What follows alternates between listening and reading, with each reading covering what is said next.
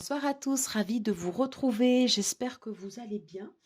On se retrouve nous pour la deuxième partie du tag lancé par Claire de Lune sur les decks crush. Alors le thème c'est les amours que l'on a pour les jeux, pour les oracles. Donc il y a eu déjà la première partie sur les tarots et donc là maintenant la deuxième partie sur la partie oracle.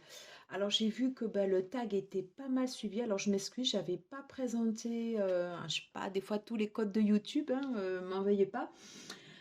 Sur le premier tag, voilà, donc il y a Angel Taina qui a participé, Saint-Cide, Valérie Mariotte, les Harmoniques de l'amour, Dominique, Oflan, je crois qu'il y avait Sibylle aussi, il me semble, et certainement d'autres, voilà, mais en tout cas là tout de suite, je n'ai pas leur nom. Voilà.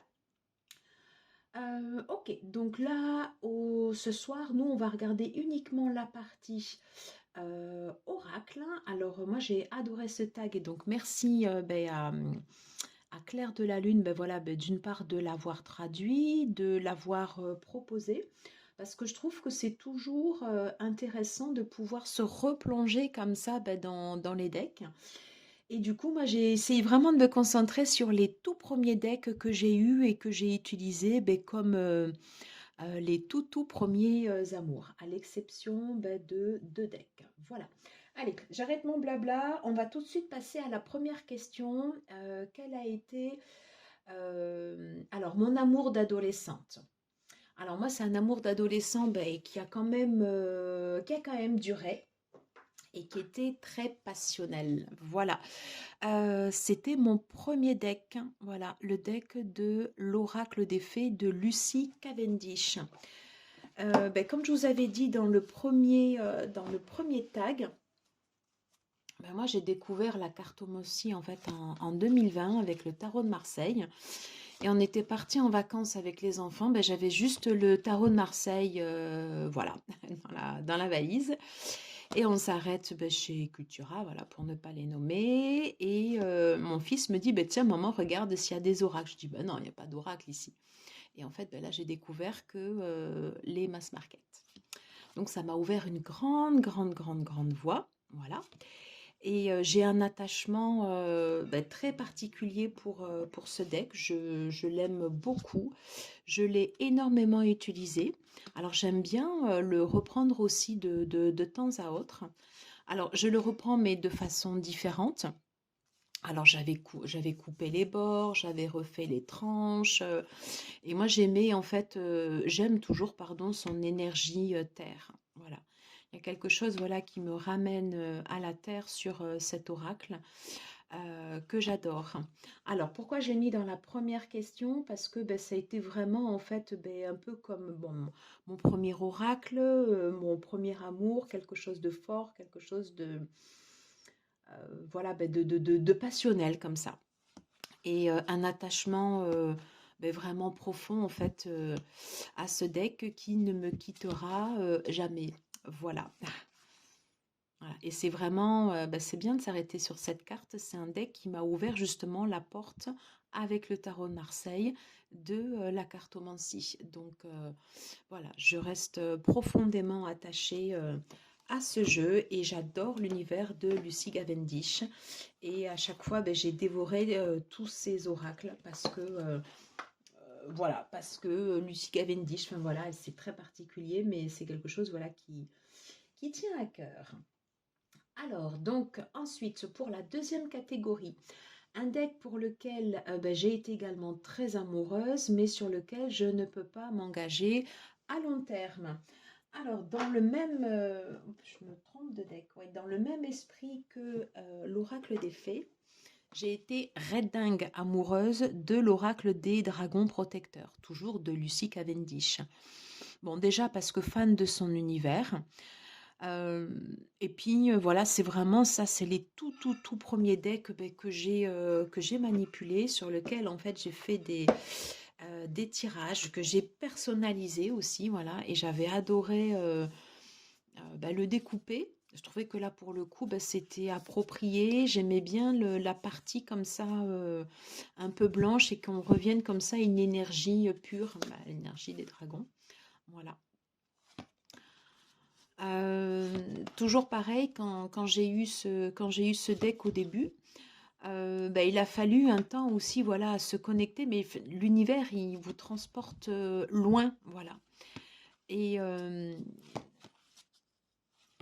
ouais, un deck que j'ai vraiment profondément apprécié. Alors pourquoi je ne peux pas m'engager à long terme avec ce deck? Parce que bah, au bout d'un moment, tout simplement, bah, je suis passée à autre chose. Voilà. Mais il représente une période qui est très importante sur mes tout débuts de la cartomancie. Voilà, que je ne pouvais pas ne pas le mettre. Voilà. Parce que ça a été, enfin, Lucy Cavendish, dans son ensemble, voilà, a été très importante bah, sur tout au début où j'ai découvert les cartes. Voilà. Donc ça, c'était pour la deuxième question. Alors ensuite, sur la troisième, alors le sex friend. L'oracle que j'aime bien venir voir comme ça de temps à autre, il n'y a pas de prise de tête, et dans lequel, enfin par rapport auquel, voilà, j'ai capacité aussi à me détacher et y revenir à d'autres moments sans culpabilité aucune, voilà, et à le reprendre ben, comme si je l'avais quitté la veille. Alors, ben, j'ai triché, en fait, j'en ai deux.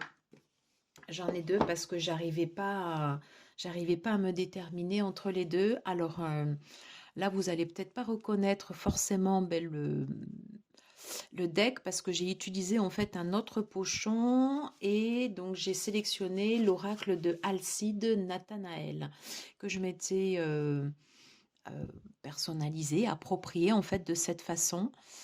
Voilà, il y a une énergie très forte sur ce deck. Les toutes premières fois où je l'ai manipulé, enfin voilà, ça me faisait en fait comme des montées. Je sais pas comment vous expliquer.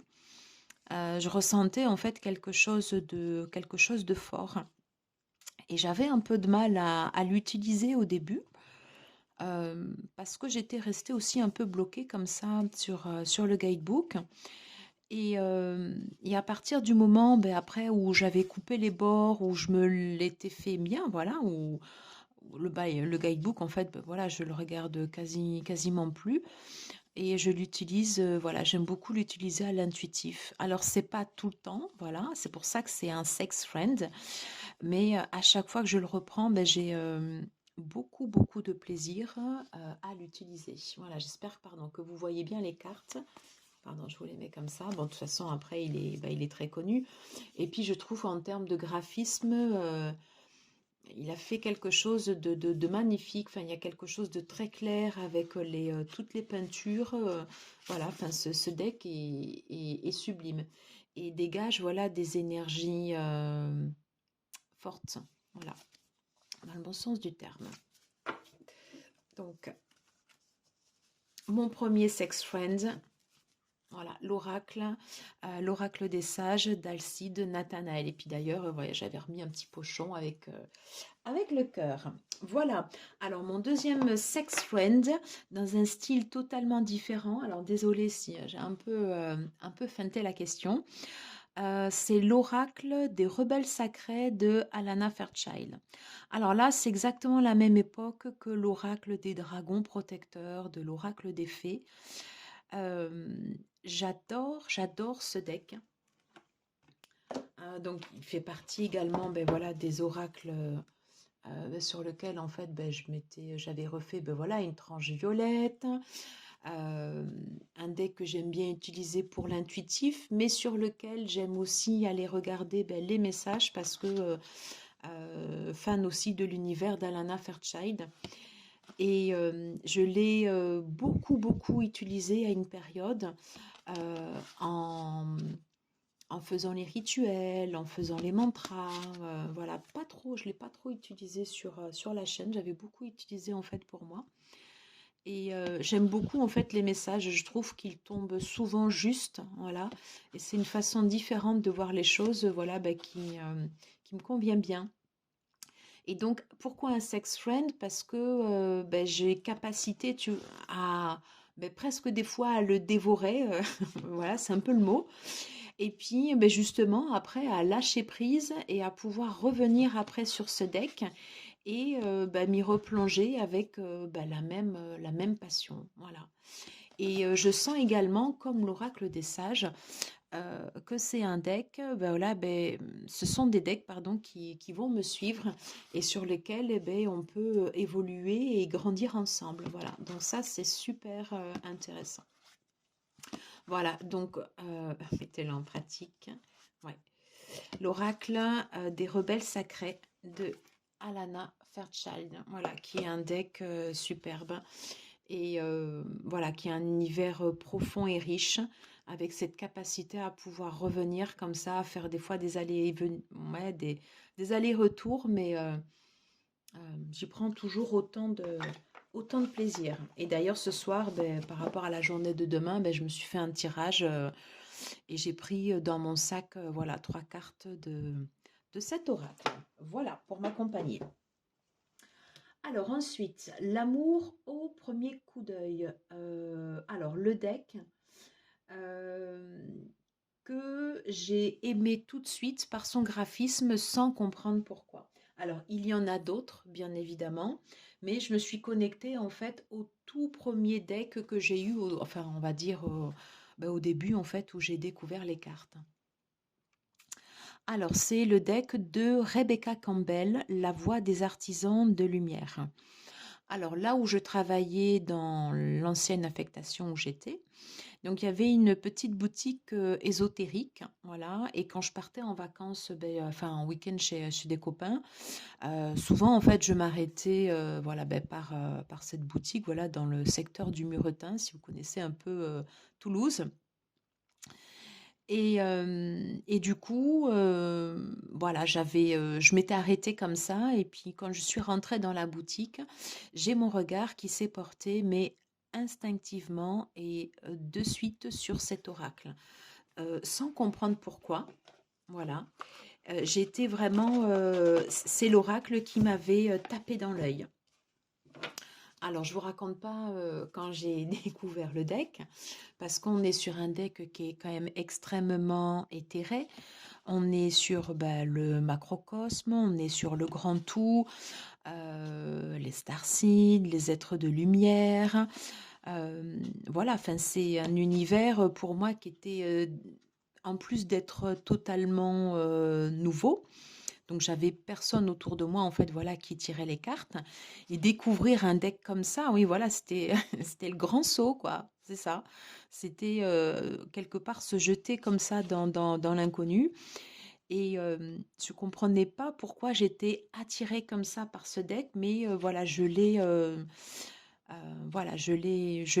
adoré.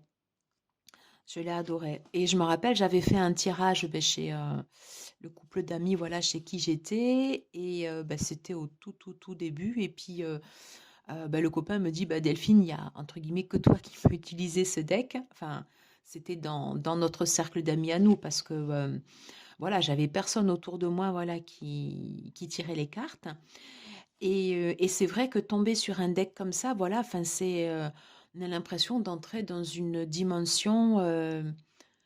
on a l'impression en fait de décloisonner une bulle. Enfin voilà, comme si en fait on ne voyait pas. En tout cas, moi, ce deck m'avait donné cette impression.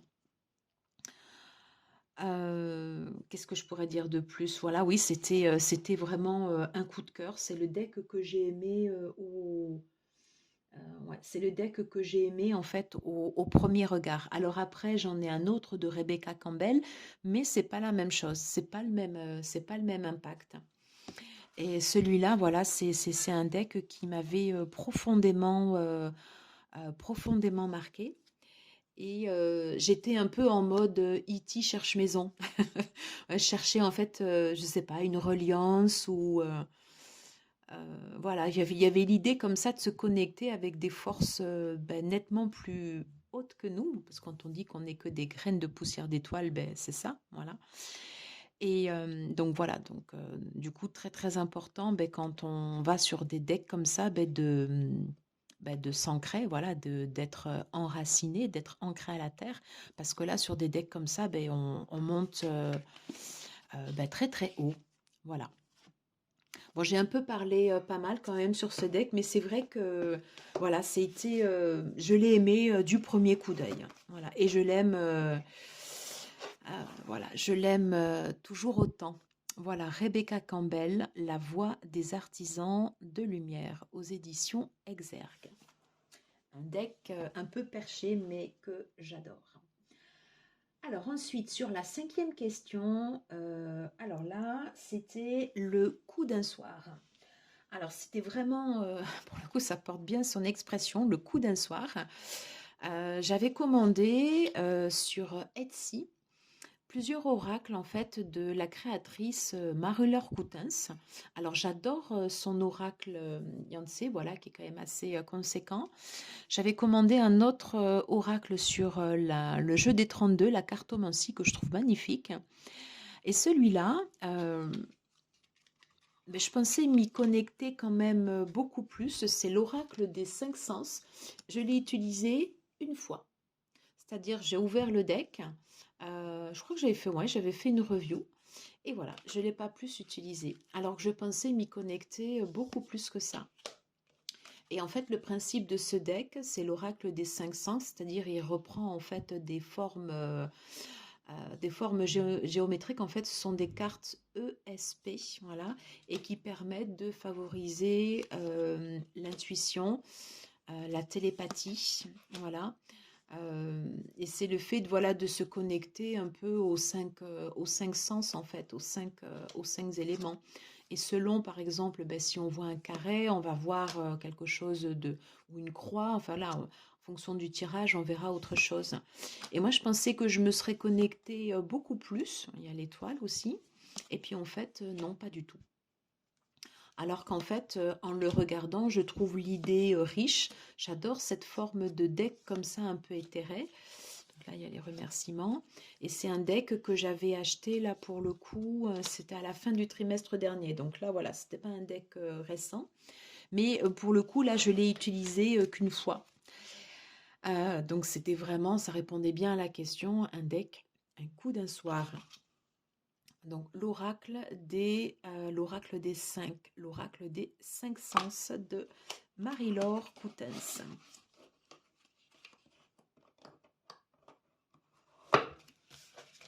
Parce que sur d'autres decks que j'avais utilisés beaucoup au début, même si aujourd'hui je ne les utilise plus, c'est vrai que je les ai quand même beaucoup utilisés. Celui-là, une fois. Voilà, donc il porte bien, la question était bien choisie. Alors ensuite, la sixième question. Alors l'oracle avec lequel j'ai fait une pause, on s'est séparés, mais on s'est séparés temporairement parce que je sais que je vais y revenir. Alors c'est l'oracle du soleil de Caroline Smith et John Astrop. Alors des cartes reliées en fait ici aux sept planètes. Relié à relié aux 12 maisons astrologiques et aux signes astrologiques. Alors, si vous me suivez sur la chaîne, et bien voilà, moi je suis fan d'astrologie, j'adore. Et c'est vrai que j'avais pris quand même pas mal de jeux au départ, et j'ai eu du mal à faire connaissance avec tous, voilà. Et donc là, c'est vrai que ça fait un petit bout de temps que j'ai pas fait de tirage avec ce jeu, alors que en ce moment, je suis en train de relier quasiment tous les tarots avec les signes astrologiques, les planètes, certains decks, les maisons. Donc, et les choix que je porte sur les autres tarots, c'est souvent en reliance aussi avec une partie astro, enfin pas pour tous, mais pour certains. Donc je sais naturellement que j'ai fait un break quand même assez long avec l'oracle du soleil, parce que je crois que ça faisait quasiment un an, je crois, que je ne l'avais pas utilisé. Mais pourtant, on a encore beaucoup de choses à se dire. C'est juste que ben, j'avais pas capacité à pouvoir tout prendre en même temps. Voilà, on est obligé d'avancer strate par strate. En tout cas, moi, je fonctionne comme ça. Et en regardant ce deck, ben, voilà, j'aime tout, quoi. J'aime l'imagerie, la façon dont c'est représenté, les associations avec ben, les planètes, les maisons, les mots-clés aussi. Voilà. Donc, un très beau deck sur lequel on a fait voilà, cette longue pause. Voilà.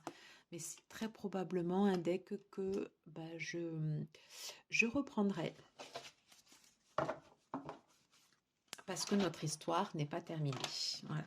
Alors, je ne sais pas si j'ai modifié un peu le sens de la question ou pas, mais en tout cas, j'avais vraiment envie voilà, bah, de le mettre dans le tag.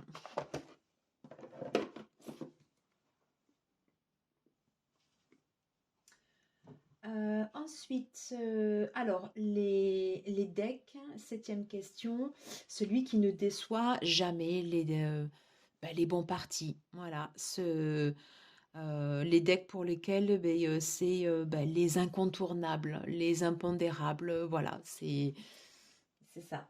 Donc là, difficile de choisir également, donc j'en ai sélectionné deux. Alors, l'oracle Béline, voilà. Le bon parti, pourquoi? Parce que c'est... je sais plus... Non, pardon, quand je vous avais dit que l'oracle des fées, c'était mon premier oracle, non, c'est le deuxième oracle, c'est celui-là, le premier oracle. J'ai eu le tarot de Marseille et l'oracle de Béline en premier. Voilà. Et après, j'ai eu l'oracle des fées. Pourquoi le bon parti? Parce que le Béline, voilà, tout simplement, c'est juste un intemporel. Donc relié également aux planètes, un deck un peu des fois voilà qui peut être trash aussi en fait dans ses réponses, mais d'un autre côté quand on tire les cartes il faut savoir s'exposer aussi au bon comme au moins bon, celui qui va nous remuer, mais celui qui va aussi nous faire avancer, voilà. Et c'est un bon parti parce que je trouve que les réponses avec le Béline, elles sont toujours justes, voilà. Même si des fois elles font mal, mais c'est vrai elles sont abruptes, voilà. Elles sont abruptes. Mais voilà, c'est vraiment le bon parti. Et puis l'oracle Béline, enfin en tout cas pour moi bien évidemment, c'est sous cette forme-là parce qu'il avait été réédité avec Gabriel Sanchez, je crois, voilà. Mais j'aime pas du tout la réédition parce que je trouve qu'ils ont totalement dénaturé le Béline. On n'en ressort pas, enfin voilà, je trouve que quand ça fait comme un autre jeu. Pour moi, le Béline, enfin voilà, c'est celui-là. Voilà, il n'y a pas, il y a pas de, il y a pas de doute possible. Voilà, c'est The Original.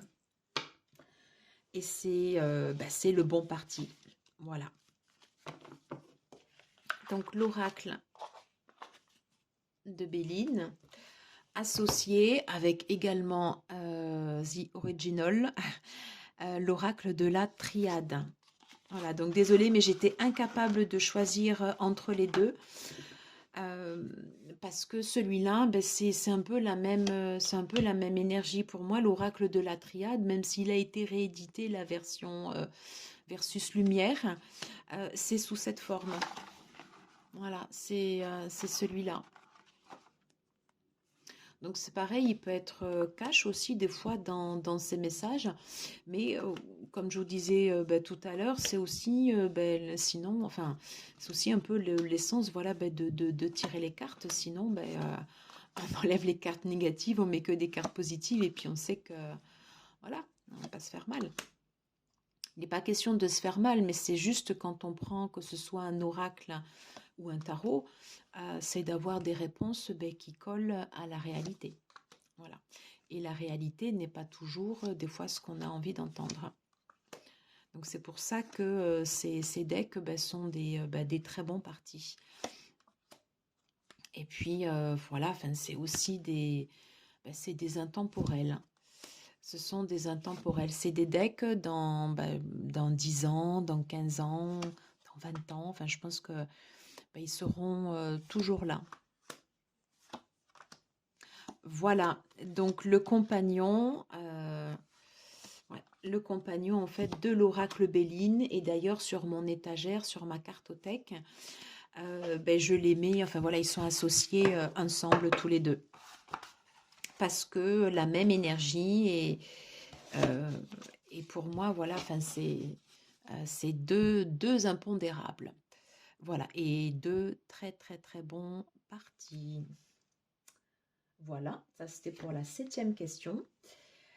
Et maintenant, donc on est sur la dernière question. Alors, quel est l'oracle qui est mon véritable amour? Alors, sans aucune hésitation, je ne veux pas être très très originale, mais le deck qui est mon véritable amour, c'est l'oracle de Marie, Mère universelle, d'Alana Fairchild. Je pense qu'on est beaucoup à la voir. Pourquoi j'ai choisi ce deck? Parce qu'en fait, j'ai 2 autres decks qui font un peu office, mais ça, c'était vraiment le premier. Voilà, ça, c'est un deck ben, que j'aime, d'un amour profond. C'est l'amour inconditionnel. C'est un peu comme l'amour inconditionnel qu'on a pour sa maman, c'est pareil. Et je l'avais acheté forcément dans une période qui était très particulière. Voilà. Et il est resté pendant des mois sur ma table de chevet. C'est-à-dire que je m'en servais, mais voilà, quand on a son livre à côté de sa table de chevet, voilà, moi j'avais l'oracle de Marie, Mère universelle. Et voilà.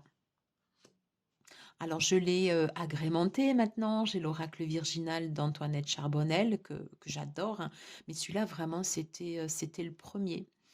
C'était le premier. Et puis, mon grand amour, enfin voilà, je pense que c'est celui qui me suivra tout le temps. Voilà. Et ce que j'aime également dans cet oracle, euh, alors c'est différent bien évidemment du Béline, de l'oracle Béline et de l'oracle de la Triade, mais d'un autre côté, sur les messages qui sont délivrés par Alana Fairchild, si on arrive à se connecter aux messages, parce que des fois ils sont très longs, elle a une façon d'aborder en fait la guérison en abordant également les aspects sombres. Voilà. Et moi, c'est ce qui m'a plu aussi dans ce deck, hein. Voilà, c'était qu'elle elle aborde également des fois une partie de nos parts sombres, et elle nous apprend aussi à réconcilier, à réconcilier les deux. Donc, un deck très, très important qui m'accompagne tout le temps. Voilà, je peux pas dire mieux sur mon véritable amour. Alors après, j'aurais pu choisir d'autres decks, hein, voilà. Mais celui-là, c'est vraiment l'un des plus forts. Voilà. Et je trouve qu'il symbolise, voilà, sur l'amour maternel, voilà, je trouve qu'il symbolise très bien cette question. Voilà, écoutez, j'en ai terminé. Écoute, j'espère que vous aurez aimé en fait la sélection des oracles que j'ai faites. Je vais prendre le temps cette semaine de pouvoir aller regarder toutes les autres vidéos des autres youtubeurs, hein, qui ont participé à ce tag. Voilà, écoutez, moi je vous embrasse, passez une belle soirée ou une belle journée selon le moment où vous visionnerez cette vidéo. Et puis je vous dis à très vite. Ciao, ciao.